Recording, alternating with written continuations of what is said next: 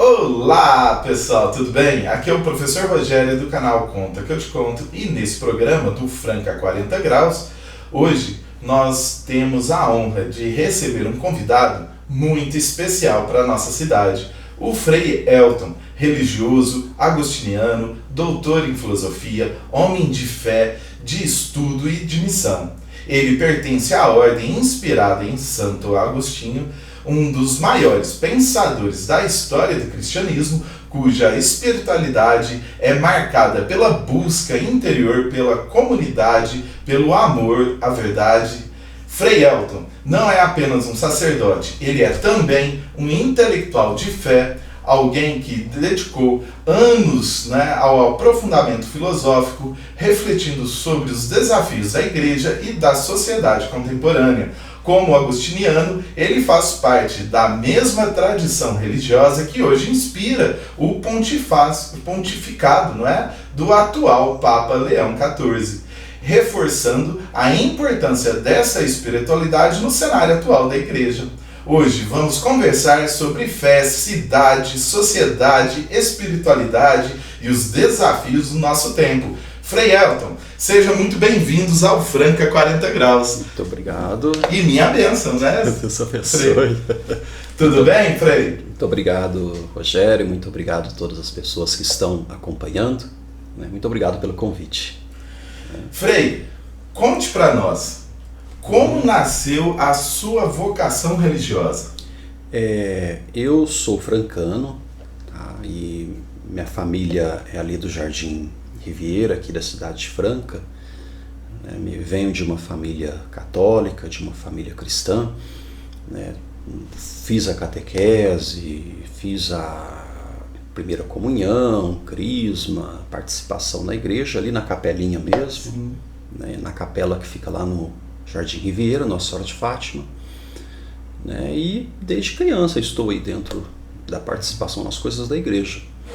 Depois passei para o grupo de jovens, e dentro dos movimentos da igreja nasceu aí a vocação, para a vida religiosa, para a vida de serviço. Então nasceu dentro da própria capelinha mesmo. Sim. Daqui em Franca. E a capelinha é uma escola de freis, né? Freis, sim. É a paróquia, Nossa Senhora Aparecida, tem um seminário também, que é um local de formação, e o Instituto de Filosofia, que é o local onde estudam, e são várias realidades lá, sabe? Ah, legal. Frei, o que levou o senhor a escolher a ordem Santo Agostinho? Porque dentro da Igreja Católica nós temos várias ordens, várias opções. Várias congregações. Várias congregações. E o que te levou a escolher o Santo Agostinho? Foi da seguinte maneira: eu fui criado ali na capelinha. E meus avós, por parte de pai, também são aqui da região, da Capela São Roque, ali, divisa de Ibiraci com Franca, que é também uma capela nossa da paróquia, Então, minha família por parte de pai, meu pai, inclusive, teve amizade com vários freis, a participação dele na igreja, eu também desde criança. Então, eu cresci vendo os freis agostinianos dentro da capelinha, que eles trabalham ali.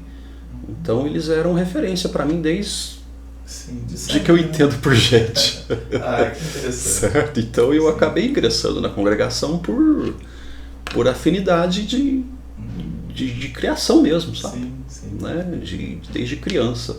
Então eles sempre foram referência para mim, desde pequeno. Então eu praticamente fui batizado por um frei agostiniano, E assim continua. Fiz primeira comunhão com o frei agostiniano. Que bom. Então sou filho daí. Sim. E, Frei, houve algum momento na sua vida, que foi decisivo que confirmou esse seu chamado? Eu participava da igreja desde criança, mas como criança, certo? Ali não dando tanta bola para catequese, coisas assim, Às vezes dava mais importância para futebol, não pensava em ser religioso, não pensava em ser padre. Então a virada se deu depois que eu comecei a participar mais perto do grupo de jovens. Eu participei do EJC, né, Encontro de Jovens com Cristo, ali na Capelinha mesmo. Aí esse momento representou um aprofundamento da fé muito grande na minha vida como um todo. Um momento de virada, né? Não só para a vocação, mas como fé mesmo. Sim. Aí depois daquilo, eu fui me aprofundando cada vez mais na participação da igreja, até que a minha vida inteira estava ali dentro, sabe? E aí nasceu o chamado. Mas esse encontro de jovens com Cristo foi bem forte na minha vida, assim. E é uma porta de entrada, né? Sim, até hoje tem, né? Sim. Várias paróquias têm. E o senhor, Frei, é doutor em filosofia? Sim.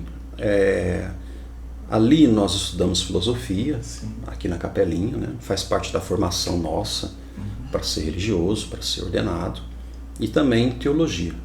Né? Então eu fiz filosofia ali, né? E depois reconheci essa filosofia também pelo MEC, né? E fiz o curso pelo MEC também. Aí depois fiz mestrado em filosofia, né? E depois, recentemente, agora terminei a tese de doutorado.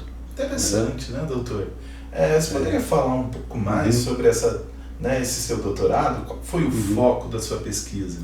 Eu estudei o livro 11 das Confissões. Sim. O livro 11 das Confissões, o conceito de tempo.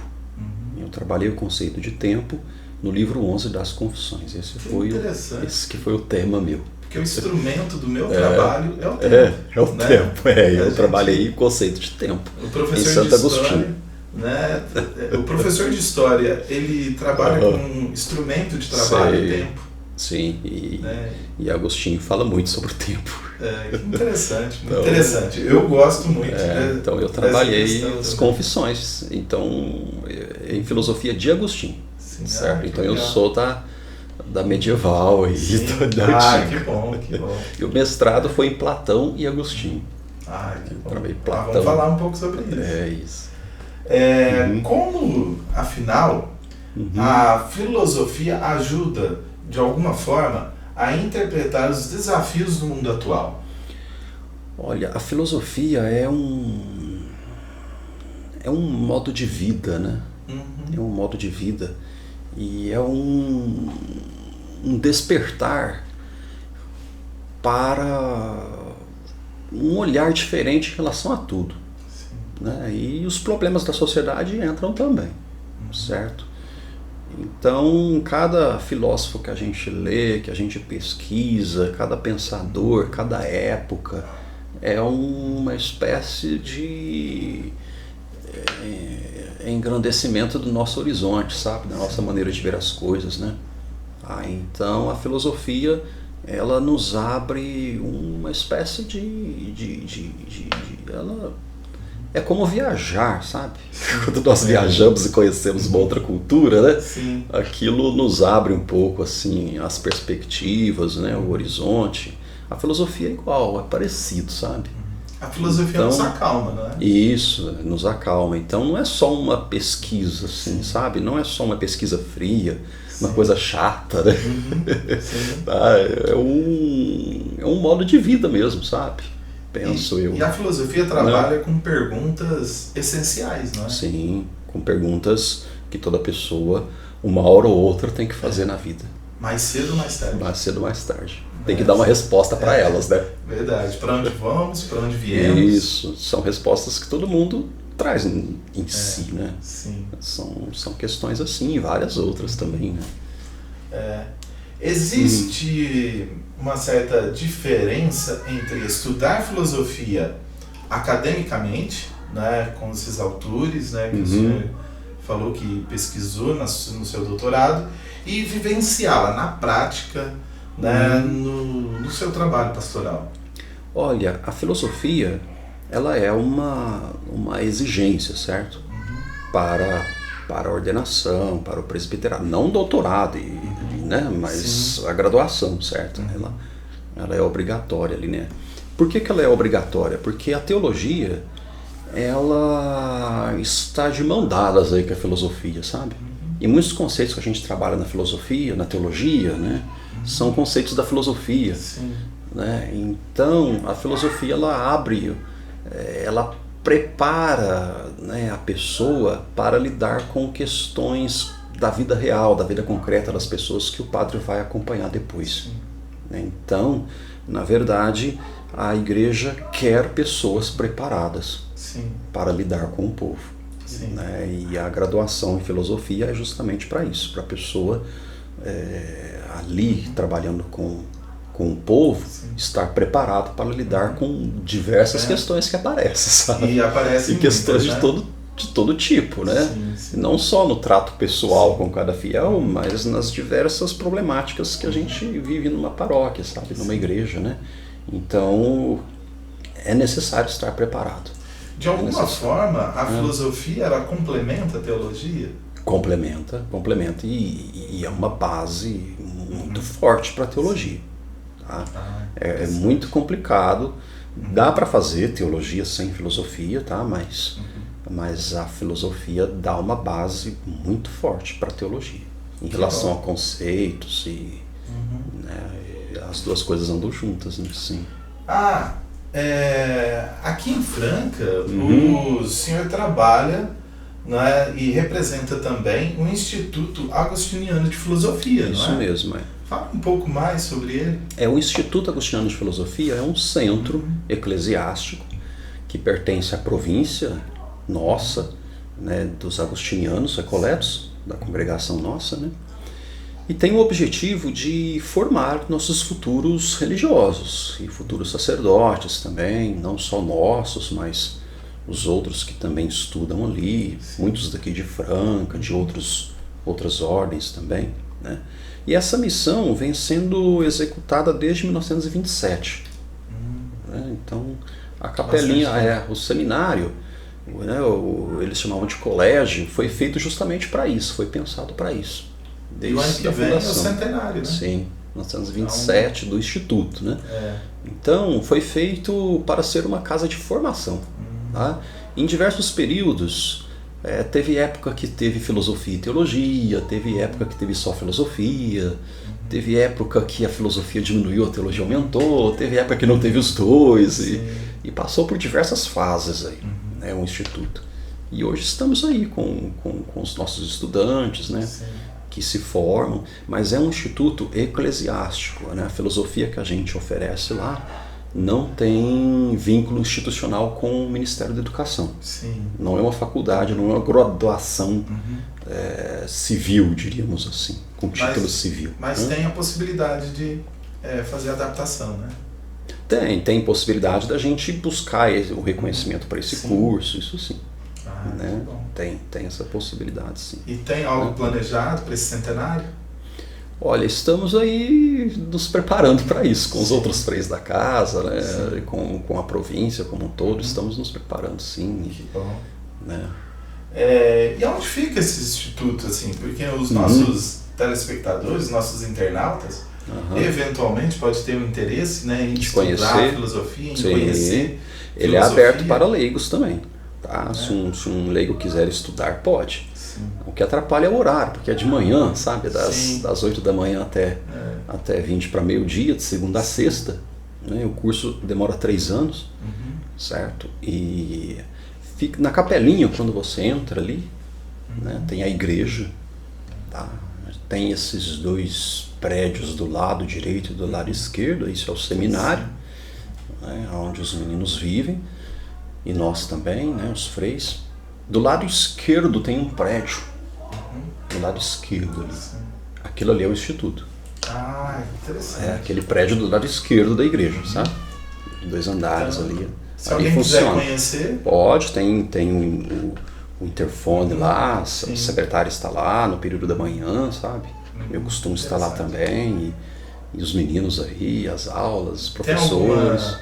Porque eu acho a capelinha incrível, né? Uma construção maravilhosa, porque a gente que trabalha história, a gente presta muita atenção na arquitetura, né? das construções. Né? E eu acho essas construções, né, do início do século XX assim, maravilhosas. Né?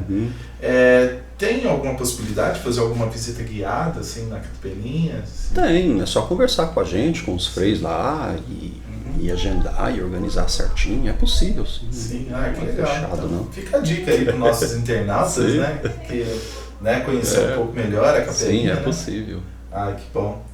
Então, assim, o senhor pertence à mesma ordem religiosa do atual Papa, não é? Na verdade, é o seguinte. Os agostinianos, a família agostiniana como um todo, é formada por diversas ordens. Sim. Existem diversas ordens agostinianas, diferentes. Tá? Isso eu não sabia. São várias ordens diferentes na mesma família agostiniana. Várias congregações, né? Umas nasceram de outras, sabe?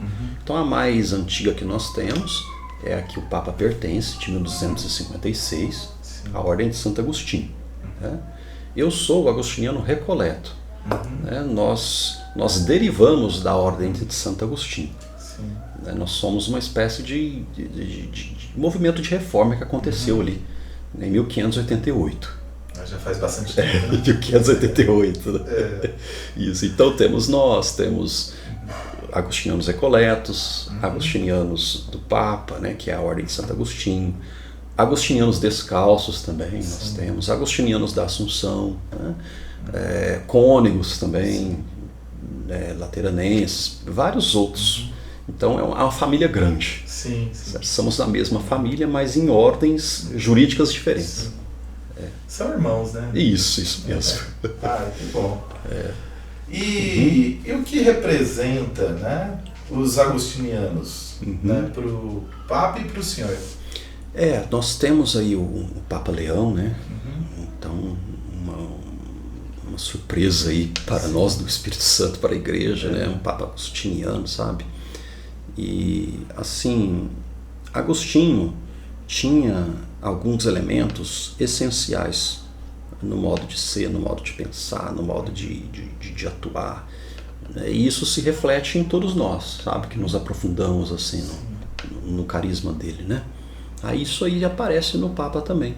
Tá? Então, por exemplo, valorização da vida como irmãos, da vida fraterna. Né? Isso aí é uma coisa que Agostinho tinha de uma maneira muito forte. Sim. A vida em comunidade, né? Ter Cristo como centro de tudo que vai fazer, de tudo que vai dizer. Isso aí aparece no Papa de maneira bem forte, sabe? Sim. Ele sempre coloca Cristo no centro. Isso é de toda a igreja? Mas Agostinho tinha isso de uma maneira bem forte, sabe? Isso se reflete nele também, no meu ponto de vista, né? O modo de ser bispo ou de ser padre, né, é como um serviço. Sim. Agostinho dizia, para vós sou bispo, convosco sou batizado. Né? Então é um doar a vida por amor, por caridade. É um serviço de caridade, uma pastoral. Então isso aparece ali também de maneira bem clara, sabe? E uma característica assim que é marcante, né? Do Pontifício do Francisco foi o último, né? E o do Leão XIV. Para mim, assim, uma característica bem agostiniana dele é colocar Cristo no centro de tudo que ele vai fazer. Então, se a gente olha os discursos, as atitudes que ele toma, as coisas que ele diz, ele sempre começa falando, ou termina falando, ou fala de alguma forma de Cristo, sabe? Tudo apontando para Cristo. Se ele vai falar, por exemplo, de algum problema social, de algum problema que a igreja está vivendo, se ele vai se pronunciar alguma coisa, ele coloca a centralidade de Jesus Cristo ali, sabe? Isso é marcante. Interessante. Pra gente que está dentro, a gente bate percebe. o olho e percebe. Sim. A gente, assim, nós leigos, né, não temos essa mesma visão, né? Entendi. A gente demora um pouco para ver as diferenças. Sim, para perceber, né? Essas diferenças. Eu gostaria de saber do senhor qual é o estilo agostiniano, né? E como esse estilo aparece na liderança, né? Entendi. O Papa, ele é o líder, né, da Igreja líder Católica. E como essa característica aparece nessa Santo liderança? Agostinho, além de ser um grande estudioso, um grande filósofo, ele foi um fundador de um estilo de vida monacal, de uma vida religiosa. Então ele convivia ali com vários irmãos, né? No início, quando ele fundou a primeira casa, ele não queria ser padre, nem bispo. Ele queria ser um irmão com os servos de Deus ali, como ele chamava, né? Uma primeira casa. E isso aí nasceu no norte da África, né? De onde ele era. Com o tempo, as necessidades da igreja, né, foram se ordenando padres e bispos, sabe? Mas o estilo dele aparece nessas primeiras casas que ele funda aí, e nos escritos para essas casas. A regra de vida, né, que ele escreveu para esses irmãos, sabe? Então, vida em comunidade, vida como irmãos, por isso que a gente se chama Frei. Frei significa irmão. Então, entre nós lá, nós somos irmãos. Então, na comunidade de freis, nós almoçamos junto, jantamos junto, rezamos junto. Se vamos sair, a gente vai junto. Então, é igual uma família mesmo, certo? Isso aí é bem agostiniano, tá? E também a valorização da vida interior, né, da interioridade, a oração desde a interioridade, isso aí é bem agostiniano também, faz parte do nosso estilo, né? Os estudos também, por que não, né? Porque Santo Agostinho foi um grande estudioso, certo? O serviço, a liderança como feita por amor, por amor. Então a liderança para Agostinho, a questão do amor. Sim, em tudo nele, o centro é o amor, né? E a liderança também. Então o ministério para ele é caridade, caridade pastoral, ele dizia. Então é um serviço por amor. E que na vida na vida leiga, né, a gente fala que é o chão da fábrica, é a sola do sapato. Sim, sim. Né? Que é aquele negócio de caminhar na fábrica. E muitas pessoas falam assim que é o olho do dono que engorda, né?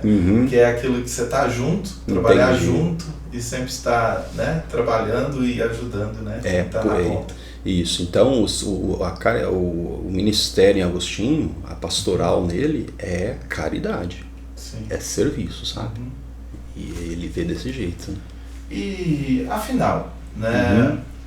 Qual é o papel hoje de um frei agostiniano na sociedade no geral?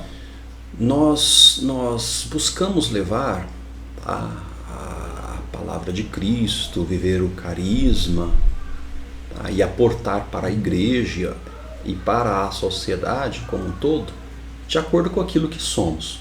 Então nós temos nossos valores, né? O valor da fraternidade, o valor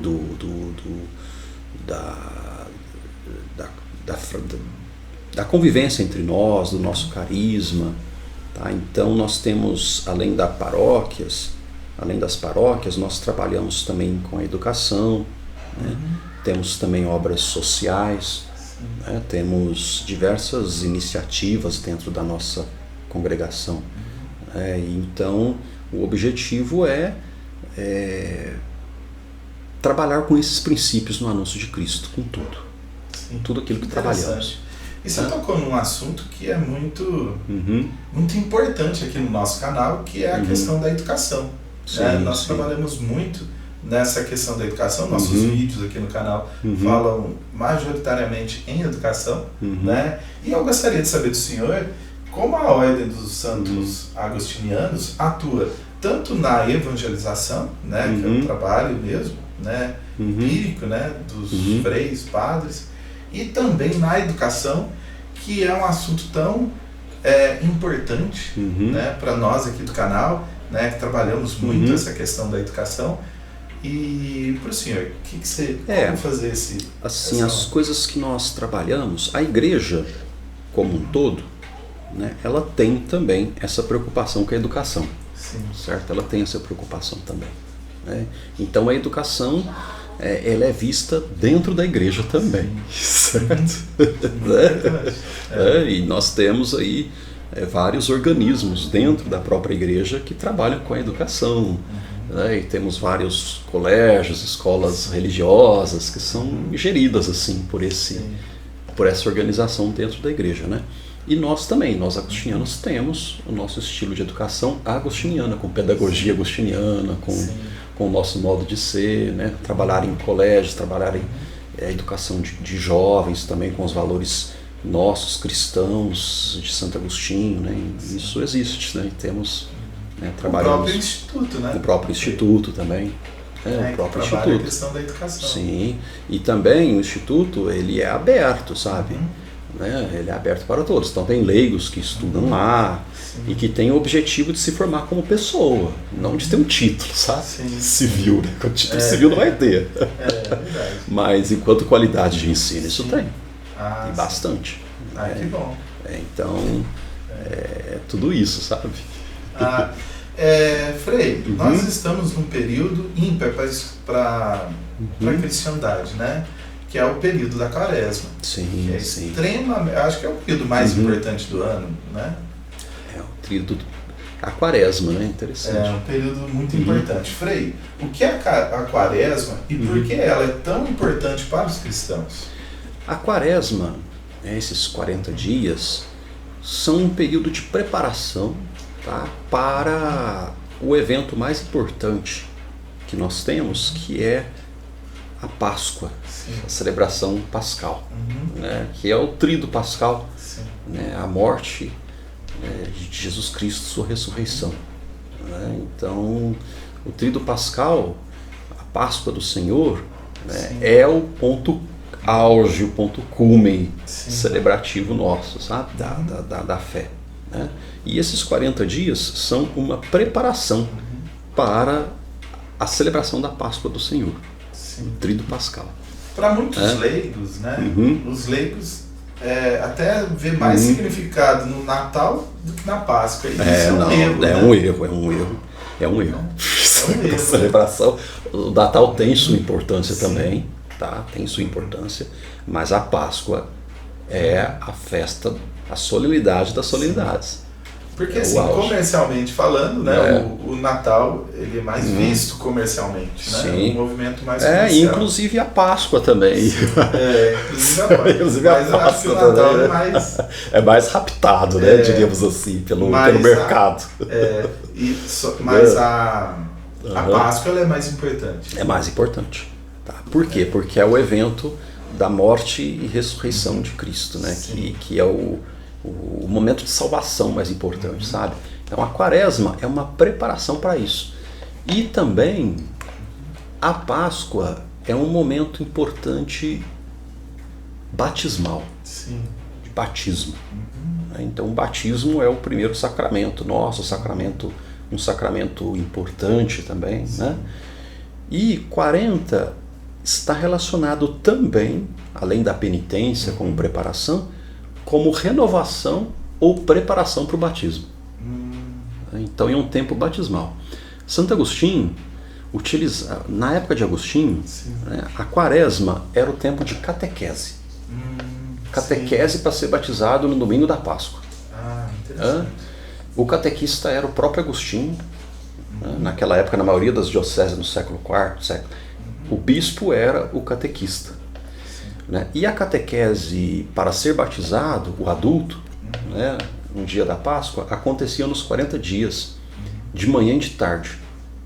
A pessoa que queria ser batizada, no século V, século IV, ela tinha que deixar de trabalhar, arrumar uma pousada ou um local para dormir perto da catedral, e as catequeses eram os 40 dias de manhã e de tarde à noite.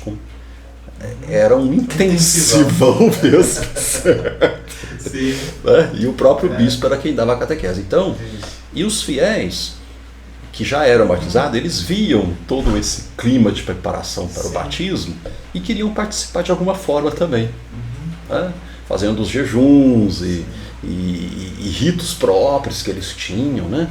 Então era um tempo de penitência, era um tempo de catequese e de preparação para ser batizado, sabe? De forma bem intensiva, né? Porque naquela época, hoje não, hoje a catequese é diferente. Né? Porque é quando você é criança, e é uma vez por semana, né? E é mais conta-gotas, né? Isso, mais com o tempo, mais estendido. Naquela época, então uma pessoa se convertia, ela vinha do paganismo, né? Ou de outras religiões ali que tinha no Império Romano. certo? Então ela devia passar por esse processo de preparação aí. Também na Idade Média, eu como historiador sei, né, que a gente teve um momento ali muito importante que foi o momento da peste negra, uma pandemia muito séria, né? Foi. E nessa pandemia foi instituído a quarentena, que também era 40 dias. Tem alguma coisa a ver a quarentena assim, instituída para combater a peste negra e evitar que novos doentes adentrassem as cidades?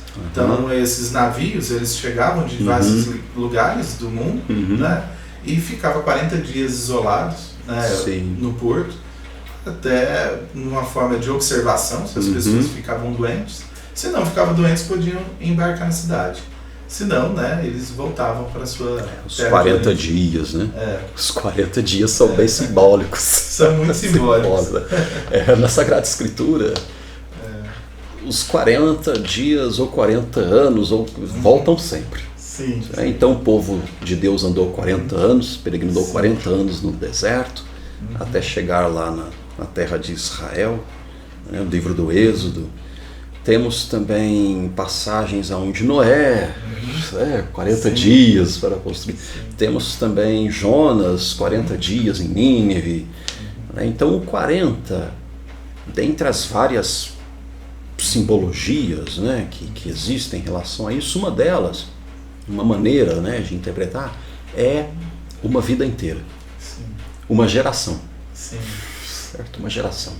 Então, um ciclo. Né? Um ciclo, um ciclo. Então, na verdade, é uma geração, um ciclo, né, e representa a vida toda. Né? Até antes o povo vivia mais ou menos 40 anos. Expectativa de vida. Na Idade Média, sim. Então, 40 anos. Então tem a ver com a vida inteira. Certo? Então, os 40 dias de Jesus ali no deserto, se preparando para... e o Espírito o levou para o deserto durante 40 dias. Então representa também a vida toda dele, sabe? Então os 40 representam a vida toda. Interessante. Se representa a peregrinação dessa nossa vida aqui, sabe? E como a Quaresma nos prepara para a celebração da Páscoa, né? O que acontece dentro da Quaresma, as fases, né, que acontece dentro da Quaresma, que nos prepara a esse momento tão especial para a cristandade? Nós temos vários elementos, certo? Preparatórios para a festa da Páscoa, né? Como, por exemplo, o espaço celebrativo, o jeito que a igreja está, o jeito dela interno. Então, até a estética da igreja muda, certo? Então, algumas igrejas cobrem os santos, usa mais a cor roxa, né, que significa momento de preparação, de conversão também, né? Os cantos das celebrações também são mais sóbrios, né? Então não se coloca instrumentos assim espalhafatosos ou mais barulhentos, né? Retira as flores, né? Isso, retira as flores, né? Então a estética muda, tá? Os cantos também mudam. As leituras que se fazem são leituras que apontam para a conversão, para o perdão dos pecados, né? As práticas que as pessoas fazem, a via sacra, as orações, também vão nesse sentido. Então, é uma preparação, a preparação se dá no espaço celebrativo, nos cantos, nas leituras, na prática pessoal das pessoas, no jejum, né, que as pessoas fazem. Na verdade, é uma preparação que abarca todos os aspectos da vida da pessoa, sabe? Sim. É legal o senhor tocar nesse assunto do jejum, porque eu acho que é o fato mais comum entre os leigos, entre as pessoas que olham, né, a Quaresma. Muitas pessoas acreditam que a Quaresma é o tempo de não comer carne apenas, né? Não. Também, mas não só isso. E eu queria saber do senhor, né, o que está além disso, né? A gente sabe que, assim, para uma pessoa comum, uma pessoa que está do lado de fora da igreja, normalmente, ela acha que é só não comer carne, né, durante esse Entendi. momento, ou não comer carne na sexta-feira, ou, né, fazer algo mais ou menos parecido assim. Sim. Né? Eu gostaria de saber do senhor. O jejum, ele é uma das práticas da quaresma, né, que tem a ver mais com a vida da pessoa, que está ali se preparando para a festa da Páscoa do Senhor, né? Mas existem várias outras também, certo? Várias outras práticas, né? Como, por exemplo, na liturgia, no dia a dia da pessoa. O jejum, em Jesus Cristo, tem também um sentido de luto. Sim. Luto. Enquanto uma pessoa perde alguém querida, ela perde a fome. Então você está ali num velório, ou você perdeu um ente querido, perde a fome também, né?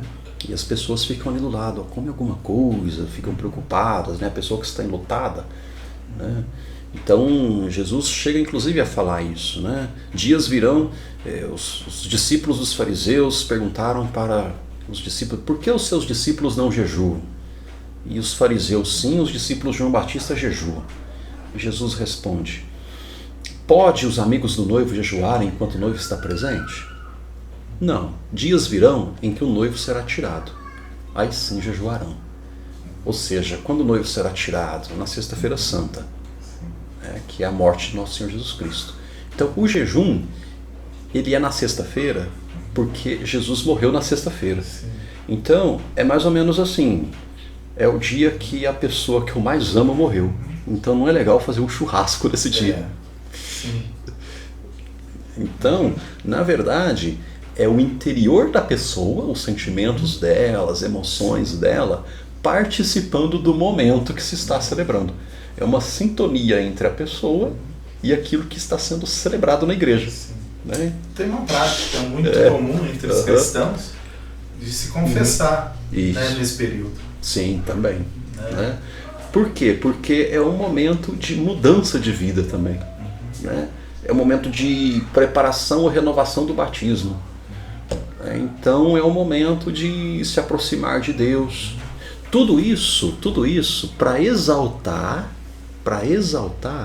a beleza da Páscoa e da ressurreição.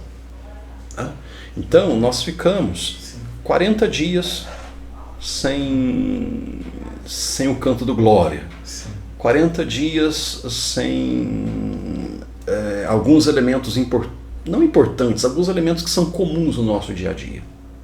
Na celebração da Páscoa do Senhor, isso tudo volta na hora da ressurreição. Então, o período de preparação de 40 dias faz com que a celebração da Páscoa seja vivida com mais intensidade, sabe?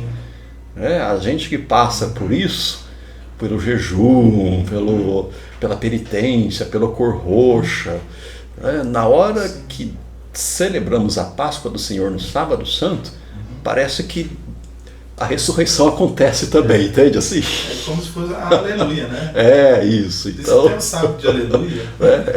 Então, o sábado de aleluia. Então essa vivência de 40 dias de negação, de jejum e tal, exalta a beleza da Páscoa. Então a Páscoa, que é a festa mais importante que nós temos, ela é preparada durante 40 dias. Interessante. Com o contrário daquilo que vai ser na festa. Sim. Até uma forma da gente valorizar mais, né, a festa, né? E entender o que está acontecendo ali, né? Tem muita gente, né? Por exemplo, tem muita gente que vai na Sexta-feira Santa, a igreja lota, com Cristo crucificado, com Cristo morto. E no dia da Páscoa mesmo, a igreja parece que esvazia, sabe? O Cristo que sofre chama mais atenção do que o Cristo ressuscitado, sabe? Até porque o sofrimento do povo talvez é grande, né? Então se identifica mais com o Cristo que sofre, né? Mas a celebração ela deve ser vivida como um todo. É a mesma coisa de assistir o primeiro capítulo e não assistir o final. É isso. É verdade. Então, e eu gostaria de saber do senhor, Frei, se a quaresma ainda faz sentido para o jovem, né? Principalmente os jovens, né, que estão aí na sociedade e que às vezes não têm né, um sentido na vida, né, e buscar esse sentido na igreja é muito importante, não é? Sim, né, e isso é o que nós propomos. Sim. Isso é o que nós propomos, isso é o que nós buscamos viver, né? E nós temos como algo básico na nossa fé que Cristo é um sentido, sabe? É um sentido, né? Então, quando estamos propondo a Jesus Cristo, estamos propondo o sentido, sabe? Né? Então, para o jovem, né, nós estamos propondo algo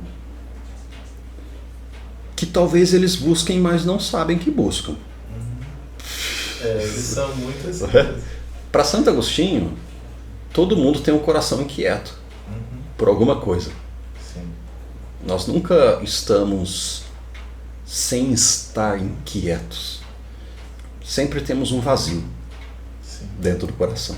Sempre temos uma insatisfação. E nunca estamos satisfeitos. Né? Por mais que conquistemos várias coisas em nossa vida, o nosso coração sempre busca repouso em alguma coisa. Sempre busca felicidade. Sempre busca felicidade. Né? E para ele, o coração só estará totalmente satisfeito em Deus. Ou seja, o coração humano foi feito para repousar em Deus. E se ele não repousa em Deus, ele vai buscar repousar em outras coisas que não são Deus e não vai estar totalmente saciado, completo, diríamos assim, né? Então, a fé é uma amostra do Cristo que está para o ser humano, sabe? Né? Então, a juventude realmente tem um coração quieto. E falamos, né, que nós somos a imagem e semelhança. Sim, Então, quem não está com um coração inquieto? É impossível, né? Principalmente o jovem. Principalmente, né? o jovem. O jovem é muito inquieto. Realmente. Eu sei porque eu estou dentro da sala de aula e convivo com jovens assim o dia inteiro, todos os dias, né? E vejo a inquietude desses jovens, né? Que é muito grande. Inquietude e às vezes uma dificuldade de estar em si, não sei. Sim, não saber quem que é. Né? Eles não têm uma identidade formada. Isso, Está em processo, né? Está em processo. E essa identidade, ela às vezes muda do dia para a noite. Sim. É como dizia o Bauman, né? Estamos numa sociedade líquida. Por aí. Sociedade líquida. A gente percebe isso, claro, na juventude. Sim. Um dia quer uma coisa, outro dia quer outra. E quando entra em algo, entra com tudo. E depois sai com tudo também, né? E é tudo muito intenso. Isso mesmo, tudo muito intenso. Acho que é uma montanha russa a cabeça desses jovens. É bem o que estamos vivendo agora, né? E também temos muito acesso à informação. Nas redes sociais, na internet. Os antigos não tinham tanto acesso à informação. Eu acho que esse acesso à informação está, de alguma forma, nós estamos embebidos demais nesse acesso à informação e não sabemos nos lidar com isso. Com ela, não tem reflexão profunda sobre ela. Não tem nenhuma reflexão. E aí a informação sem formação, ela é prejudicial. Ela é prejudicial, realmente. É um excesso de informação mal digerida. Sim. E aí cria-se as bolhas. Realmente. Onde a opinião é fato. E isso né, leva às fake news, leva aos problemas que a gente estamos vivendo aí. Uma espécie de superficialidade, assim, né? Da sociedade líquida. Da sociedade líquida. Realmente. Interessante isso, né? Afinal, Frei, a quaresma é um tempo de tristeza ou é um tempo de esperança? Eu diria que é um tempo de esperança, em primeiro lugar, né? Porque é olhando para a Páscoa do Senhor, e é um momento de, eu não diria tristeza, mas um momento de introspecção, no sentido de nós tomarmos consciência de que precisamos melhorar como gente, sabe? Sim. Olhar para dentro. Isso, eu diria fazer isso. Um backup, né? É isso, é um período de backup, é um período de... é um período de... E não é uma tristeza, eu diria que é um momento de interioridade para uma melhoria. Sim, então, e a gente poder fazer filtrar, né? Limpar a casa, isso, né? Seria isso. Tirar aquilo que não é tão legal, né? E isso todos os anos. Abrir espaços. Isso todos os anos. Todos os anos. Isso é muito importante. Sim. Acho que faz parte, né, da nossa psique, fazer essa autorreflexão. Isso mesmo, né, fazer esse momento. Acontece muito na virada do ano, né? Sei. Que as pessoas elas param um pouco, olham para trás, né, o que aconteceu no ano passado e falam assim, certas coisas eu preciso melhorar, outras coisas eu tenho que eliminar da minha vida e outras coisas eu tenho que investir. Isso mesmo. Quaresma, do ponto de vista da nossa fé cristã, é um momento de reflexão, de olhar para si, esse balanço. Pedir perdão no sacramento da confissão, né? Sim. Tudo isso para quê? Para celebrar bem Cristo que narra, o Cristo que vem na ressurreição, sabe? O Cristo. Interessante. Esse é o objetivo. Então é melhorar como pessoa, como cristão, sabe? Sim. Né? E Frei, quem foi Santo Agostinho e por que ele é considerado um dos maiores pensadores da história do cristianismo? Ele foi muito importante, né? E em muitos livros, né? E muitas, na própria Bíblia, né? Tem muitos livros, muita coisa que fala sobre Santo Agostinho. Ele foi um dos principais, não é? Pensadores. Ele tem uma genialidade enorme, uma capacidade de conhecimento muito grande, né? De pensamento, um grande filósofo, na verdade, né? Um grande filósofo, um grande pensador, tá? E ele colocou toda a sua capacidade, toda a sua potência intelectiva, tá, naquilo que ele estava fazendo na vivência de sua fé, né? Então, quando ele se converte, ele já era uma pessoa muito capaz antes da conversão, né? Quando ele se converte, ele coloca toda essa genialidade que ele tinha, toda essa capacidade de pensamento, de síntese, de reflexão em cima da vivência da fé, né? E coloca isso a serviço de Deus para ele, né? Então, e como bispo, como religioso, ele coloca todas as suas capacidades em cima disso. Como escritor, escreveu muitas obras ele deixou para nós, né? E ele também está junto com os padres da igreja, aqui, esse período que nós chamamos de patrística, né? Então os padres da igreja foram esses primeiros grandes líderes que nós tivemos aí nos primeiros séculos, que sabe quando uma pessoa vai entrando no mato assim, vai abrindo e os outros vêm atrás? Sim. Aconteceu com os bandeirantes, né? Isso. Como é que chama isso? Abrir picada? Não sei. Esqueci como é que se chama. Mas e os padres da igreja, eles começaram praticamente aquilo tudo que a igreja vive hoje. Certo? Né? Então, eles foram os primeiros. Por isso que a gente chama de padres da igreja.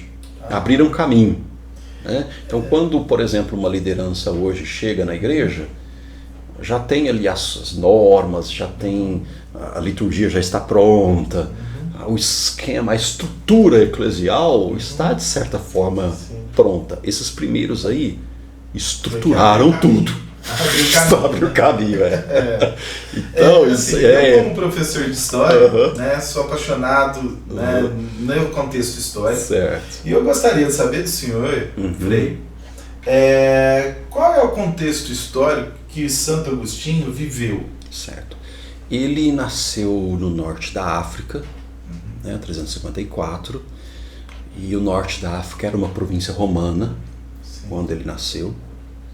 Bem perto da praia ali, da atual Hipona, se chama Annaba hoje, né? Então a cidade dele, que se chamava Tagaste, era um pouco abaixo, não no litoral, mas bem ali no norte da África. Era uma província, e na época dele aconteceu o incêndio de Roma do ano 410, né? E ele está presenciando a queda do Império, certo? Sim. A queda do Império Romano, a invasão dos godos, visigodos, dos vândalos ali, né? Não só na Europa, mas eles entraram também pelo norte da África, chegaram inclusive ali na diocese dele, né? Então, os finais da vida dele, principalmente depois do final do ano 410, foi um contexto de queda do Império Romano, tá? Um contexto de decadência. E o colapso aconteceu alguns anos depois, né? Sim, realmente, né? Então ele presenciou, certo? Né? E ele pode ser considerado também, por alguns estudiosos, ele é considerado um dos últimos dos antigos clássicos aí. Desse estilo romano, certo? Um dos últimos aí, né? Tanto é que isso é um debate, certo? Né? Um debate muito grande dos estudiosos dele, mas ele vem dessa leva aí dos clássicos antigos do Império Romano e está vendo a decadência ali, sabe? Então, fala um pouco mais desse colapso do Império Romano, né, que é um momento onde o Santo Agostinho falece, né? E viveu mais intensamente. O que foi duro para eles? Né? Na época, depois do ano 410, com a queda de Roma, né, o paganismo, de modo geral, estava acusando, né, o cristianismo de ser um dos responsáveis pela queda do Império Romano. Eles foram perseguidos. Né? Qual era a acusação? Quando estávamos com os deuses de Roma, o Império prosperou. O Império prosperou. Né? Depois que chega o cristianismo, e existe a conversão de Constantino, por aí mais, e veio o cristianismo, a chegada do cristianismo coincidiu com a queda do Império. Então, para os pagãos da época de Agostinho, a conversão do Império foi a causa da queda do Império. Então, depois do ano 410, era inimaginável Roma cair, né? Na Roma eterna. Roma estava por mais de 1000 anos. Sim, então, né? Mais de 1000 anos no auge. Foi um baque para todos, e um baque enorme, né? Para quem vê Estados Unidos agora com um pouco mais de 100 anos, né? Porque desde a Primeira Guerra Mundial, né? Roma já tinha mais de 1000 anos. Então, era uma coisa absurda, né? Que chocava com tudo que eles pensavam. Sim. Então, no final da vida dele, ele escreveu essa grande obra que é a Cidade de Deus. Né? Cidade de Deus. Então, a Cidade de Deus é também uma tentativa dele de dar resposta a estas acusações feitas. Legal. E por que a história pessoal de Santo Agostinho chama tanta atenção até nos dias de hoje? Sim, porque ele escreveu sobre a própria vida dele. Certo? Ele escreveu as Confissões, né? Que tem muito ali dele mesmo. Sim. Ele escrevendo sobre ele mesmo, sobre a vida dele. Então ele conta nos primeiros livros desde a infância, fala também sobre os períodos em que ele foi estudar, ele estudou retórica, né? Essa era a profissão dele, abriu a escola de retórica em Cartago, depois passou para Roma, foi funcionar ou trabalhou na corte de Milão com retórica também, né? E ele fala também do relacionamento que ele teve, certo? Então, quando ele estava em Cartago, com 18 a 19 anos, né, ele conheceu uma mulher, né, e vivia com ela. Vivia com ela, não era batizado ainda, né? Não foi casado no civil com ela, porque as leis do império daquela época não permitiam o casamento de uma serva com um livre. Ele era livre e a mulher era de outro status social. Outra casta. Né? Então a lei não permitia. Tá? Ele teve um filho com ela, né, se chamava Deodato. Tá? Foi batizado com ele, inclusive, né, Deodato. Antes da conversão, eles se separaram. Né? Eles se separaram e então ele conta as aventuras dele de encontro com a mulher, né? Ele relata também as dificuldades que ele tinha em relação à castidade, certo? Então esses escritos deram ensejo, diríamos assim, para histórias de uma possível promiscuidade dele e pecados em relação à sexualidade e tudo. Só que eu penso que está um pouco exagerado. Sim. Entende? Na verdade, ele era um homem normal daquela época. Certo? E as coisas que ele fez eram coisas normais, frutos da época, para um homem normal daquela época, não cristão. Em história a gente fala muito essa questão, né? De olhar o passado com nossos valores como anacronismo, né? Porque a gente não pode fazer isso, né? Olhar para o passado, né? Levando os nossos valores. Nós temos que olhar o passado, olhar os valores do passado e fazer uma análise crítica, isso mesmo, né? Levando em consideração o contexto do passado e o contexto da época. Então, e até para o contexto da época, ele era até bastante santo, diríamos assim, mesmo não sendo batizado. Né? Porque ele, por exemplo, foi fiel a essa mulher, mesmo não sendo casado, né? Teve um filho com ela, certo? Então, teve as aventuras dele de adolescência com essa mulher também, né? Mas para uma pessoa de fé, para Santa Mônica, por exemplo, que é a mãe dele, para uma pessoa de fé, isso era inaceitável.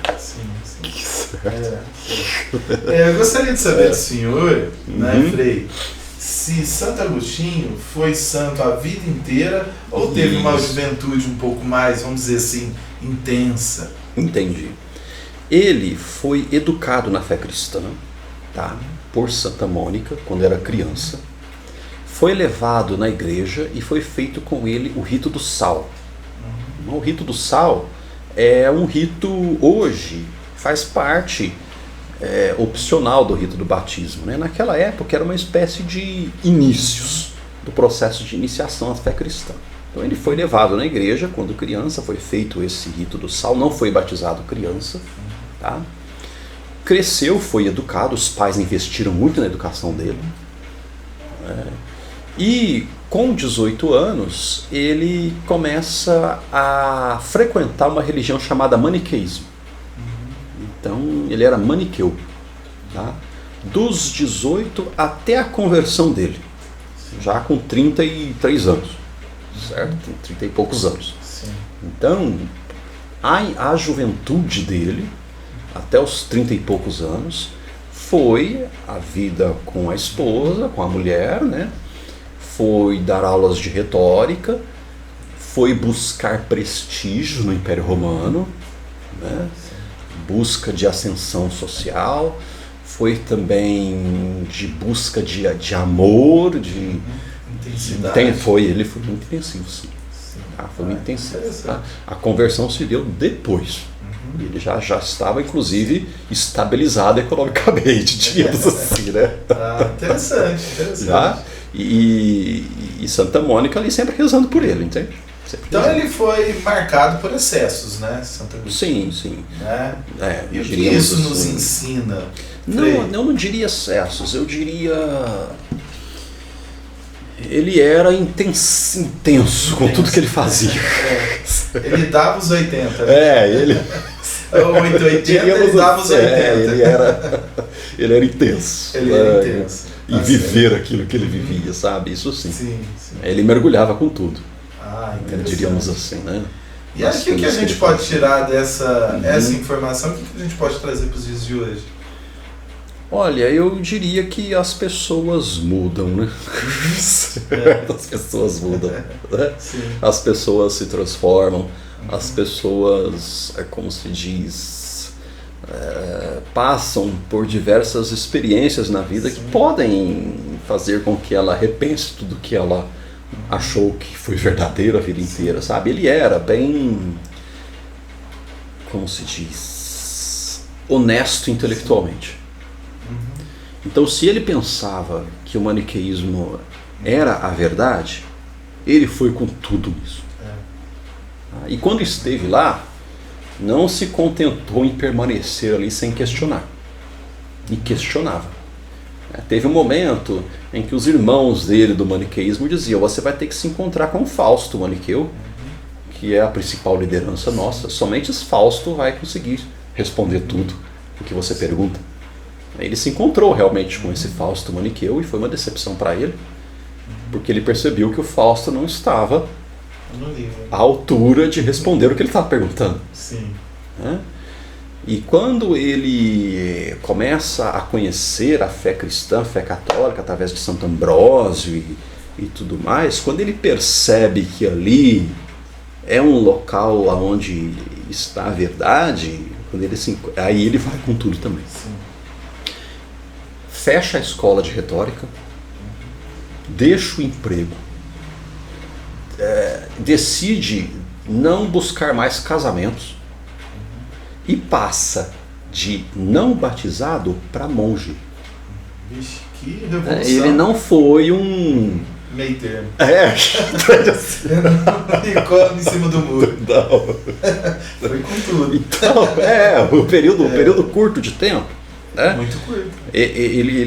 Porque ele tinha uma escola de retórica, ele tinha alunos em Milão, sabe? E deixar tudo isso para trás é fácil, né? E ele tinha também um emprego, um cargo importante no Império Romano. Sim.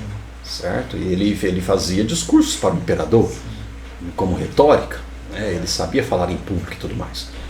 E ele, no processo de conversão, então a conversão dele foi assim, não só passar de uma fé para outra, foi também uma mudança de tudo, do trabalho, das relações, geral, né? Foi geral, e inclusive ele decidiu, logo depois do batismo, voltar para o norte da África, e lá no norte da África ele já funda uma primeira comunidade de irmãos.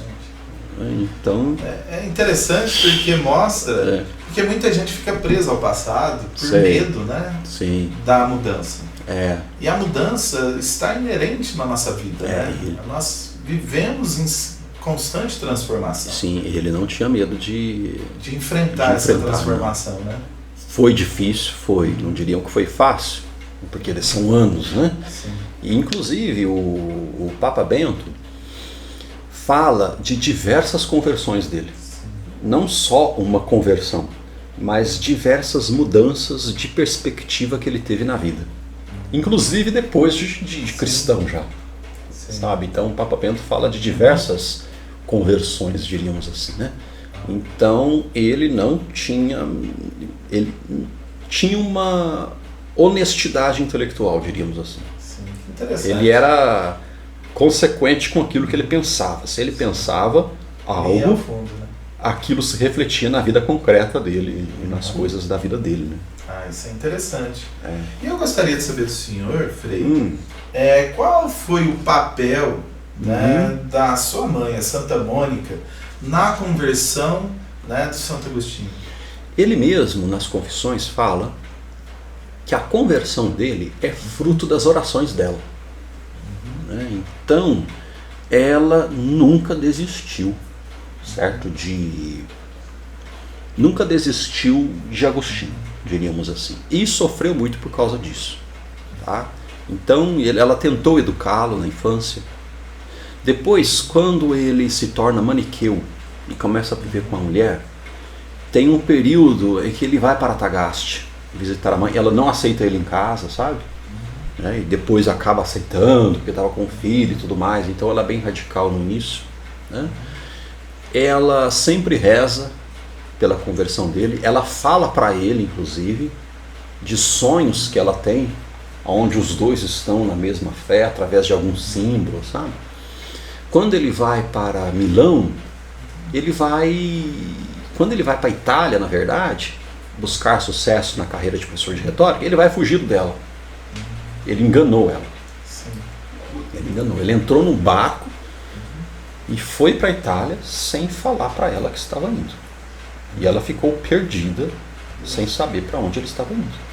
Nossa, imagina hoje a gente fica, eu tenho uma filha, né, fico desesperado quando ela está no outro cômodo e ela não me responde. Ele fugiu dela. Ele disse para ela que ia se despedir de um amigo no porto. Sim. E chegou lá no porto e ele que entrou no navio sumiu. E ela ficou aí. Cadê? Né? Inclusive foi chorar. Foi falar com o padre.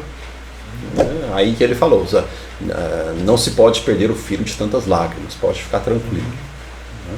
Depois, quando ela soube, ou depois que ele estava em Milão, ela foi para lá. Ela se mudou para lá também. Sim. Ela foi atrás, ela foi para Milão. Ela não desistiu. Não desistiu. Ele fugiu e ela foi atrás depois, de barco também, atravessando ali o Mediterrâneo. E que não é uma travessia fácil, né? Não. Chegou em Roma, chegou em Milão, quando ele já estava morando em Milão, ele já estava um pouco encantado pela fé cristã por causa de Santo Ambrósio, que era o bispo lá. E como ela percebeu que Ambrósio tinha uma influência sobre ele, ela se torna amiga de Ambrósio. É esperta, né? Ela se torna bem próxima de Ambrósio. Isso aí é importante. Então, foi na oração, na insistência, no sofrimento, no choro, né? Tanto é que a gente tem nas paróquias assim, agostinianas e em várias outras também, o movimento das Mães Mônica. É um grupo de mães que rezam pelos filhos. Ah, que interessante. Inspiradas em Santa Minha Mônica. mãe fala muito isso também, né? Minha mãe fala que reza muito por mim. As mães são assim, né? Elas, sim.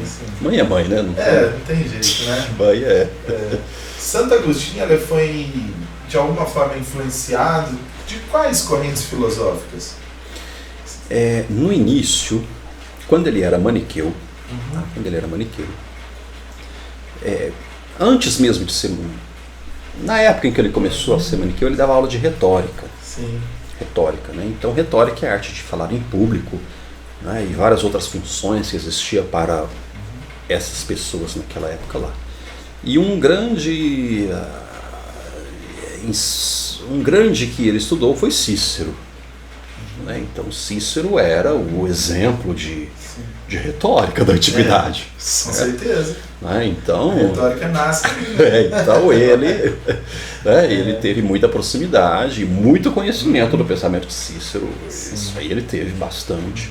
Tá? E ele buscava ler tudo que caía na frente dele, na verdade. Tá? E no período então, o contato que ele teve com a filosofia grega foi principalmente através de Cícero e através de traduções latinas dos gregos. Né? Então, ele teve contato também com o estoicismo. Né? E na época da conversão, ele teve contato com o neoplatonismo de Milão. Então, o neoplatonismo de Milão foi muito importante na conversão dele. A leitura dos platônicos que ele fala. Por quê? O maniqueísmo era uma religião que via todas as coisas como sendo materiais. Deus era uma espécie de corpo que ocupa lugar no espaço. Sim. E o mal também era algo que ocupa lugar no espaço. Então ele imaginava Deus materialmente, diríamos assim, né? E quando ele lê os platônicos, e o neoplatonismo, Plotino, traduzido para o latim, ele tem essa concepção metafísica de que algo para existir não precisa ser material e ocupar no espaço. A questão do espírito. Isso, a questão do espírito e material e tudo mais. Sim. Então isso aí foi uma chave importantíssima para a conversão dele. Que interessante. Porque ele começa a pensar em Deus tendo como base a filosofia platônica de que o mal não é uma coisa mas uma ausência É. do ser, né? Uma ausência de Deus, sabe? Sim. Então o platonismo foi uma chave para a metafísica, sabe? Sim. Ah, que interessante. É. E o que o pensamento dele, né, ainda influencia na igreja de hoje? Sim, influencia e muito, tá? Nas áreas da liturgia, na dogmática, né? Nos pronunciamentos dos papas, no Concílio Vaticano II, né? Então, quase todos os pronunciamentos geralmente tem uma citação dele lá, sabe? Sim, eu vejo bastante. Tem uma citação dele. O Catecismo da Igreja Católica, né? Sim, Sempre volta nele. Então, ele é um doutor da Igreja, né? Ou seja, existem alguns santos, alguns santos estudiosos que são declarados doutores da Igreja. Santo Agostinho é um grande doutor da Igreja. Então, é uma base de consulta, sabe? Sim. Então, quando você vai tomar alguma decisão, ou você, a gente volta nele. O que ele falou? Então, é um ponto de referência, Sim. certo? Para decisões e pensamentos que precisam ser tomados hoje, refletidos hoje. Uma grande referência, inclusive, né? Em tudo. Interessante. E qual a relação entre fé e razão no pensamento dele? É algo bastante complexo, eu vou tentar falar assim de uma maneira bem sucinta. Ele tem uma frase que é: crer para entender e entender para crer. Então, as verdades da fé, num primeiro momento, a gente não entende. A gente não entende, né? Então, por exemplo, a Santíssima Trindade é algo que a gente não entende. É um mistério da fé. Então, no primeiro momento, a gente acredita. E aquilo que a gente acredita, a gente tenta entender, de alguma forma, com a razão. E coloca todo o esforço da razão em cima disso. Sim. Tenta entender, né? Então, a gente crê para entender, e depois que a gente entende, sem esgotar o mistério, parece que a gente acredita mais. E acreditando, a gente tem um desejo de entender aquilo. Sim. Aí você se aprofunda mais, não entende tudo, mas aquilo reforça também a sua fé. Então, é uma dialética, Sim. onde um vai reforçando o outro. E um não explica o outro, né? Isso, é. Porque um não sobressai em cima do outro, porque completa o outro. Um completa o outro. E a fé sempre a razão está a serviço dela, sabe assim? Sim. Porque a gente nunca vai entender Deus totalmente, né? Então E Deus é um o que mistério. o Santo Agostinho diria para os jovens de hoje? Olha, eu penso que ele diria para eles se jogarem com tudo em Cristo Jesus. Eu penso isso. Ele foi muito intenso, né? E essa Penso intensidade que estaria na frase isso, dele. Sabe? Uma entrega de coração, sabe? De coração, na busca da verdade. Sim. Na busca da verdade, né? Então, a vida humana, ela é movimento, ela é dinamismo, é vontade, né? É busca também por entender as coisas. Então eu penso que isso aparece bem assim no sentido de busca pela verdade, sabe? Eu penso isso, né? Busca pela verdade, pela vida, pelas coisas, pela verdade. Interessante. Um amor à verdade.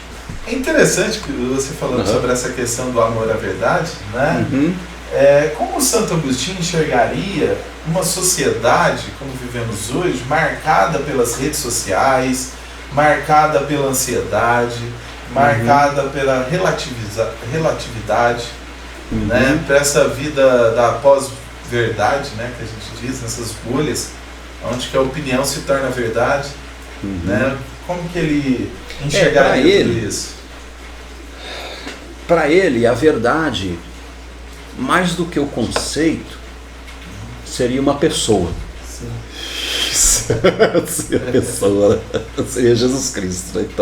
Então a verdade mais do que ideias, é uma relação, sabe? É uma relação, né?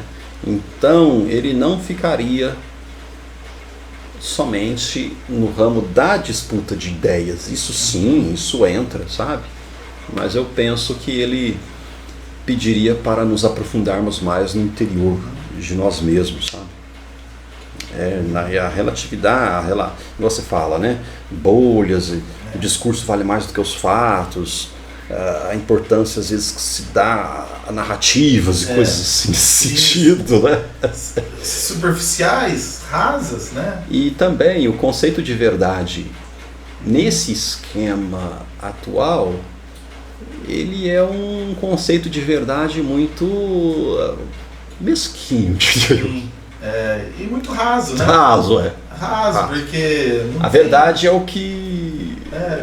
a opinião da pessoa. É a opinião da pessoa. É verdade. É a narrativa que se constrói, ou é... Sim. Na verdade, não existe verdade. Não começa por aí. Em história a gente aprende, né? Que não existe uma verdade absoluta. Isso. Aí, como não existe uma verdade absoluta, aí o que mais conta é a tentativa de convencimento, através do discurso, certo? Através do discurso. Inclusive, tem um livro dele, Contra Acadêmicos, onde ele fala sobre isso. Tá? Por quê? Porque existiam correntes de pensamento naquela época lá que se falava que não existe a verdade. E a verdade estaria em quem convencesse mais. Né? E que era também a crítica que se fazia aos sofistas lá, não sei se eram justas ou não, mas pelo menos se dizia assim, né? Então, e é um pouco do dilema que passamos hoje. Né? Sim. Eu penso que ele não ficaria somente na linguagem e no discurso. Ele olharia mais para a pessoa, sabe? Para a pessoa humana. Interessante. O discurso é importante, mas ele tem seus limites. A linguagem tem seus limites, sabe? Para ele, né? Eu penso que ele iria mais para a pessoa humana, não ficaria em discursos, narrativas, sabe? Isso aí eu acho que não atinge o núcleo do que deve ser, sabe? Interessante. E a busca pela felicidade hoje é diferente da busca pela felicidade daquela época de Santo Agostinho? Santo Agostinho pensava, o tema da felicidade e da busca da felicidade era um tema muito comum para os antigos, de maneira geral. Então os filósofos, eles buscavam discernir sobre esse conceito de felicidade, inclusive a virtude em relação a isso, né? Os estoicos, até Platão e outros aí falavam muito sobre a vida feliz. Era um tema muito comum eles trabalharem sobre isso. E com o correr do tempo, com o passar do tempo, esse tema ele não foi tão importante como era para os antigos. É o tema da busca da felicidade. Trata-se de um tema importante no cenário da filosofia como um todo, mas não é mais como era antes, sabe? Então não se trata mais como se tratava antes desse tema da felicidade. Tá? Inclusive, depois de Freud, o pessoal fala, mas será que todo mundo quer ser feliz mesmo? Será que é o fim da história? Antigamente, Santo Agostinho tem por base que todo mundo quer ser feliz. Todo mundo busca a felicidade, né? Tá? Mas eu penso que por mais que não seja um tema tratado como era na antiguidade, do ponto de vista filosófico, diríamos assim, não deixa de ser um problema para a pessoa concreta, né? Tá? Hoje em dia as pessoas pensam muito nisso, né? O que é a felicidade? O que vai fazer uma pessoa feliz? Para a nossa sociedade hoje, né? O que é ser feliz? É ter conforto. Para alguns, né? Será que, assim, para a sociedade tem muito um dilema muito sério da felicidade ser momentânea ou a felicidade ela é algo contínuo? É verdade. Um estado De euforia ou um estado contínuo, né? Para Agostinho, a felicidade plena estaria em Deus, né? E a felicidade aqui é uma felicidade na medida em que o coração está em Deus. Está aquietado. Assim. Né? Então a pessoa pode viver uma felicidade aqui que não é a felicidade plena, certo? E fora disso, para ele não tem felicidade, sabe? Então a felicidade para ele não está, por exemplo, no que a sociedade de hoje pensa que está a felicidade. A felicidade hoje está em ter uma vida confortável, ter um bom salário e ter capacidade de fazer uma viagem e tal, né? Recursos, né? Isso, E recursos não é tudo, né? Não é. Tem que entender que, mesmo para quem é milionário, quem tem sofre de angústia, né? Sim. A gente percebe, né, que tem muitas pessoas com muitos recursos, né? Que são angustiadas. Sim. E às vezes a gente coloca toda a nossa felicidade somente nisso, né? Sim. Não é tá certo, isso é importante? É a base? Não tem como você ser feliz passando fome. Certo? Não tem como. Você tem que tratar primeiro o nosso corpo. Isso, faz parte, não pode ser negado. É importante, né? Mas também a vida não é para isso somente. Sim. Né? Nós vivemos um propósito maior. Isso o ser humano está muito mais do que somente para bens materiais, diríamos assim, né? Então eu penso que ele é diferente, né? Falando nisso, né? Falando nessa questão do propósito da vida, né? O que podemos aprender com Santo Agostinho a respeito dessa questão do propósito da vida? Hoje é um tema muito debatido, muito tratado, né? O sentido da vida, o porquê estar aqui, o porquê vivemos, o porquê acordamos de manhã. O que nos faz viver? Fazemos o que fazemos. Por que fazemos o que fazemos? Né? Como a gente falava no começo, tá? O amor, né? O amor tem um peso muito grande no pensamento de Agostinho. A vontade. Tá? O amor e a vontade tem um peso muito grande. Tá? E para ele, o amor é o peso da alma. Meu amor é meu peso. Por ele sou levado aonde vou. Então, e o peso naquela época lá era diferente do peso hoje. O conceito de peso, né? Então, hoje... Não era o quilograma. Hoje, quando a gente imagina uma coisa pesada, a gente imagina indo para baixo somente. Assim. Mas na física aristotélica, o peso era a força que levava uma coisa para o local próprio dela na natureza. Então não tinha Newton ainda. Então o peso, então se uma coisa é para estar em cima, então o peso é o que leva ela para lá, para o lugar natural dela. Né? Se uma coisa, o local natural dela é para baixo, então o peso é essa força que leva esse objeto para baixo. Então o peso era visto como uma força que conduz a pessoa para o local natural dela. Transcendental. Isso. Até fisicamente, certo? Sim. Enquanto pessoa também. E para Agostinho, o amor é uma força interna que nos empurra para o local próprio nosso, natural. E o local natural para o qual a gente foi feito é Deus. Sim. Legal você ter falado.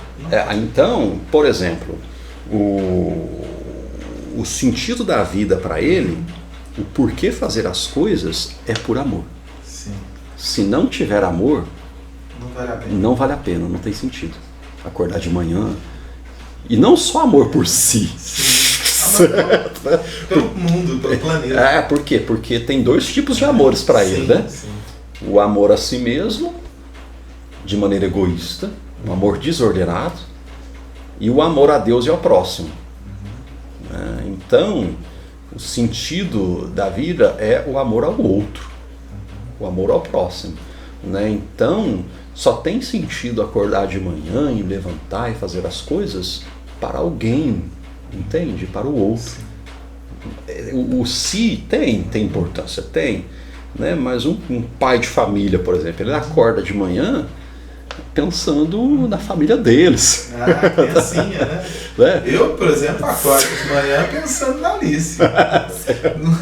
Mais do que você. Muito mais. Muito mais. Isso é um sentido para você.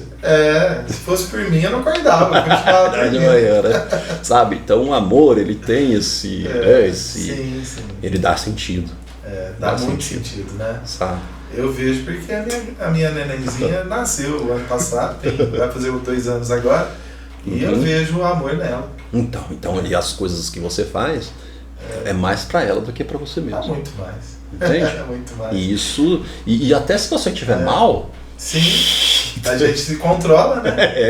A gente se controla. Em vistas do... Então, esse amor aí é o que dá sentido para ele, sabe? Sim. E não só em relação com outras pessoas, né? Uma pessoa, por exemplo, que tem um trabalho social, né? Isso dá um sentido para ela. Sim. Então tem, por exemplo, pessoas que são voluntárias no Hospital do Câncer aqui em Franca, certo? Né? Pessoas que exercem sua profissão não só como modo de ganhar dinheiro, mas como um sentido de amor àquelas pessoas mesmo, sabe? Em várias religiões, né? Sim, também. Não é só na religião católica, mas a gente vê os espíritas com esse espírito de caridade, de ajuda muito grande tem sim. na nossa cidade, né? Várias casas de sopa, né? Várias ONGs de animais, então, né? Isso, então o amor, ele dá sentido, ele dá peso para aquilo que está sendo feito, sabe? Dá densidade, diríamos assim, né? E onde ele falta... Aí falta sentido também.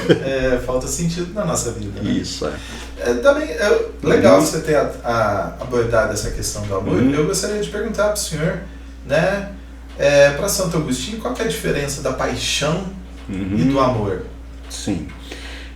O amor, ele trata muito sobre o amor, e há diversos tipos de amor, vários tipos de amor, né? E várias palavras no latim também. Sim. Tem dilexio, tem amor, tem vários tipos de amor, né? E para ele, um amor desordenado, né? Um amor desordenado, o que é um amor desordenado? É amar algo com excesso, sabe?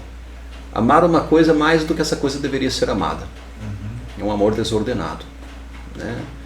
Então, esse amor desordenado, rumo às coisas, sabe? É um amor patos, é um amor paixão. A palavra paixão que a gente tem hoje, certo? A paixão. Ele falaria de libido, falaria de concupiscência, né? Que é um amor desordenado para com as coisas, né? Então, igual você falou, o sentido que você falou eu entendi mais de paixão erótica, assim, ou de paixão... Coisa pontual, assim, muito forte, né? Que sobe muito rápido e desce muito rápido. Então, e é isso aí, né? Isso aí, na época seria talvez sentimentos que acompanham o amor, diríamos assim, ou afetos, né? Afetos que acompanham o amor, porque o amor ele envolve os sentimentos da pessoa como um todo. Então, o amor tem afetos, ele também é um afeto, entende? Ele é um movimento da alma, né? Mas ele não é só isso, né? Sim, não. Entende? Não é só isso. Não é só Verdade, isso, né? Ele é muito mais, certo? É muito mais do que isso, né? Porque você pode ter, por exemplo, ali um afeto por alguém, passageiro, momentâneo, uma pulsão ali, talvez alguma coisa assim que a gente falasse hoje, mas não é um amor assim... que vai e vem, de entrega da vida. Sim. Né, de arriscar tudo, né? Isso, Legal. E existe ainda, né, na igreja algo do pensamento do Santo Agostinho que ainda gera debate dentro, né, da igreja ou fora da igreja? Existem temas debatidos nele, né? Tanto temas filosóficos, temas teológicos. O pensamento dele é muito vasto, sabe? E muito difícil de compreender mesmo as obras dele, né? E existem polêmicas históricas, existem temas intricados assim, sabe? Que dão debate, certo? que deram debates posteriormente também, né? Relativos, por exemplo, à graça de Deus, à predestinação e temas assim que eram disputados na época também, né? Devido às polêmicas também que ele se envolveu, né? Então ele trabalhou muito essa questão da graça, da predestinação dos santos e tal, né? E hoje em dia também há debates, não tanto dentro da Igreja Católica, mas dentro de tradições religiosas distintas também. Sim. Né? Porque o cristianismo, ele abarca muitas religiões. Muitas religiões, isso. E não é só o catolicismo que se baseia da teologia de Agostinho, né? Sim, o agostiniano, ele perpassa por várias a teologia protestante, a teologia dos calvinistas, se baseiam muito no pensamento dele. Né? Se baseiam. Então, o pensamento dele é um mar. Sabe? Então, que aproveita, né? As religiões aproveitam mais, umas mais, outras menos. Outras em um tema, outras em outro tema. E não só as religiões, tá? O pensamento filosófico de Agostinho, tá? É pesquisado e debatido por pessoas não religiosas. Sim. Filósofo filósofo acadêmico e de tanto peso, ou talvez mais que todos os outros. Então, um filósofo de peso de hoje em dia, ou todos aqueles que existiram na nossa história, depois de Agostinho, todos eles leram Agostinho praticamente. Alguma coisa dele, não todo, talvez. Foi muito importante para a sociedade. Não tem como você estudar filosofia sem abordar o pensamento dele. Sim. Certo? Como os gregos, né? Também. Não tem como você estudar filosofia se você não conhece os gregos. Não tem como. Então, Agostinho é tema importantíssimo de filosofia. Sim. Tá? E um dos principais ali da Idade Média, né? Isso, no começo, dos inícios ali. Dos inícios, sim. E qual é a maior lição espiritual que ele nos deixou? Sim, a gente sabe que é um mar, né? Eu penso que a humildade. A humildade. Perguntaram para ele quais são as 3 principais virtudes. Sim. Né? Ele respondeu: as 3 principais virtudes são humildade, humildade e humildade. Interessante. Foi a resposta dele. Quais são as 3 principais virtudes, né? Ele fala humildade, humildade e humildade. Então a humildade é algo bem característico dele, sabe? E da espiritualidade dele, bem característico mesmo. Então, e um dos principais vícios que ele combatia é a soberba. A soberba, que é o estar inchado de vazio. Ele comparava a soberba como uma espécie de balão, assim, que por fora é grande, mas por dentro é vazio, sabe? Sim. Então eu penso que a humildade e existem vários trabalhos e pesquisas sobre a humildade em Agostinho, né? Eu penso que é importantíssimo, é uma das principais características dele, sabe? Nesse mundo midiático que nós vivemos, a humildade é essencial, né? Sim. Humildade no sentido de você estar em sua verdade, enquanto pessoa. Não significa você ser menos do que é, mas significa você ser o que é. E aceitando seus limites. Sim, e todos têm minhas limitações. Todos nós temos limites, né? É permanecer na própria verdade de si, sabe? Sem se achar mais do que os outros. Isso aí é bem dele. Eu acho que para mim é o que mais chama atenção, assim, sabe? Que legal.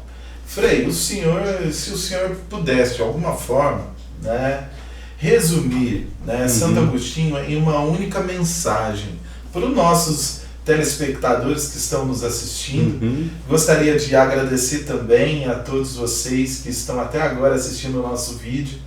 Nós fazemos esse vídeo com muito carinho, com muito amor, tá? E se possível, né, pessoal, vocês que estão aí, deixe seu like, compartilhe, deixe uma mensagem, né, pro Frei, que eu terei muito prazer de encaminhar essas mensagens pro Frei.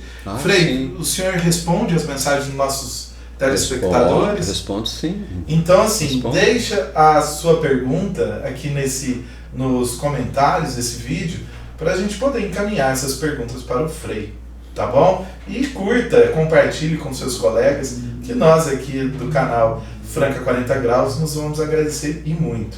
Mas, padre, nós vamos encaminhar já para o final da nossa conversa. Foi uma conversa assim, muito agradável, gostei muito e eu te agradeço por isso. Muito obrigado. Né? Então, foi muito legal. Parece que o papo aqui eu acho que daria para ficar o dia inteiro. Dá para ficar o dia inteiro. Então, eu acho que fizeste no Senhor para vós, né? Em nosso coração está inquieto, enquanto não descansar em vós. É uma frase das Confissões ali, que ele coloca. Interessante. Gostaria, Frei, de fazer uma pergunta para o senhor. Né? Se o senhor pudesse resumir todo o pensamento de Santo Agostinho em uma única mensagem para os nossos aqui telespectadores agora, qual seria essa frase? Ele tem uma frase que eu gosto muito, sabe? Ama, só que tem que ser bem interpretado, claro, como tudo no pensamento dele, né? Sim. Ama e faça o que queiras. Sim. Ou seja, se a pessoa ama de verdade, num amor, como se diz, ordenado, num amor coerente, sabe? Esse amor, tá, ordenado, vai guiar a vida da pessoa no sentido de que ela vai ser virtuosa, mesmo sem saber que é. Diríamos assim, né? Sim. Ama e faça o que queiras, ou seja, a gente não tem que ficar preocupando o que eu tenho que fazer, o que eu tenho que deixar de fazer. Se está dentro do amor. E esse amor é ordenado, é sincero, é com Deus, a virtude e a coisa certa vai ser feita como uma consequência. Entende? Mistura um pouco de livre-arbítrio, né? Sim, sim. Ou seja, o amor coerente, né, o amor regrado, o amor ordenado, ele faz com que a virtude seja vivida de maneira espontânea, sabe? Sim. Isso é importante, eu acho. E deixamos um pouco a questão do proibitismo, né? Isso entende? Ama e faça o que queiras, ou seja, o acento da nossa vida não deve estar no proibitismo que você fala, entende? Pode, não pode, pode, não pode, pode. Existe esse lado? Existe, mas eu penso que o amor deve ser o cerne. Que interessante. E se Santo Agostinho, né, visitasse a nossa sociedade hoje, o que ele diria né, para a sociedade?